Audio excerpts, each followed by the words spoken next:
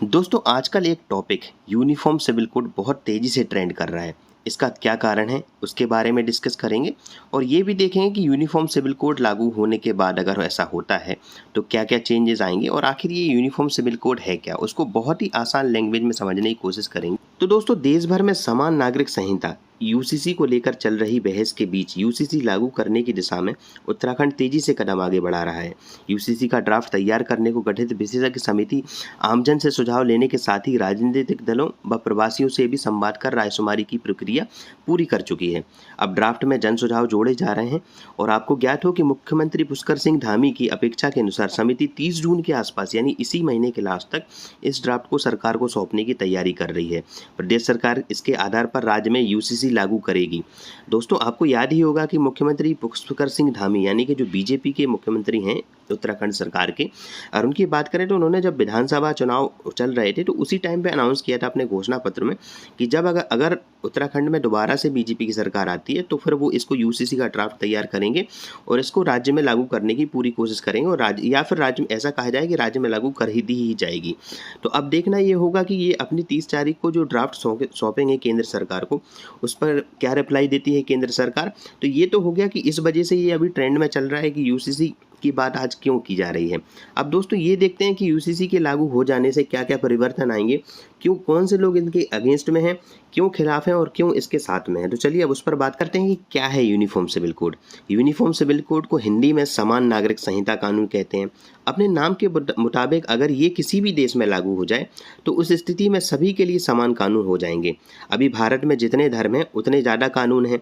ऐसे कानून हैं जो सिर्फ मुस्लिम समुदाय पर लागू होते हैं, वहीं कुछ ऐसे भी कानून हैं जो सिर्फ हिंदुओं के लिए भी चलते हैं। लेकिन यूनिफॉर्म सिविल कोड के आने से ये सब खत्म हो जाता है। जाति धर्म से उठकर सभी के लिए समान कानून बन जाता है।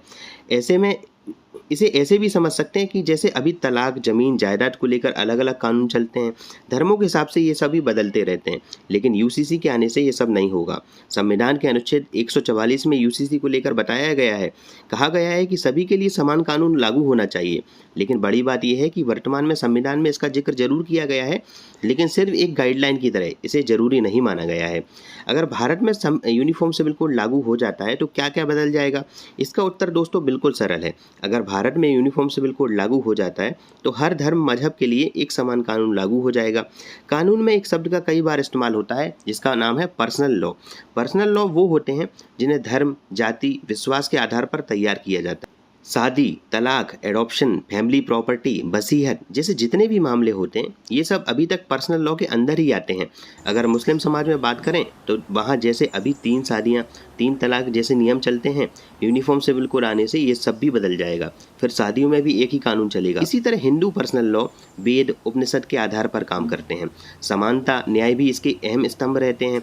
लेकिन यूनिफॉर्म सिविल कोड आने से यहाँ भी बड़ा परिवर्तन होगा और अभी तक हिंदुओं की जो कुछ अलग परंपराएं चल रही थी वो भी रुक जाएंगी।